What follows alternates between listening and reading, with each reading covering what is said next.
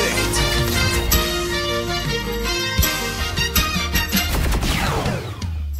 Kabrigada, aabot sa 10 hanggang 19 na mga bagyo ang posibleng mabuo o siyang pumasok sa loob ng Philippine Area of Responsibility mula ngayong Mayo hanggang Oktubre ngayong taon. Ayon pa sa Pag-asa, base pa sa 183 na Climate Outlook Forum, ay maaaring mayroon 1 hanggang 2 bagyo ngayong buwan pa lamang ng Mayo. Sa ngayon, patuloy namang binabantayan ang isang low pressure area sa loob ng Philippine Area of Responsibility. Muli itong namonitor sa layong 515 kilometers kanluran ng Tanawan City, Batangas. Sa kabila nito, mababa pa naman ang tsansa na mag-develop ito bilang isang bagyo sa susunod na 24 oras.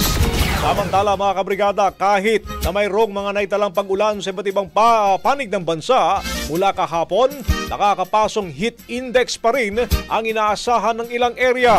Sabi pa ng Pag-asa, inaasahan hanggang sa 45 degrees Celsius na heat index o ang damang init ang ISUX sa Itiague sa Isabela ngayong Martes.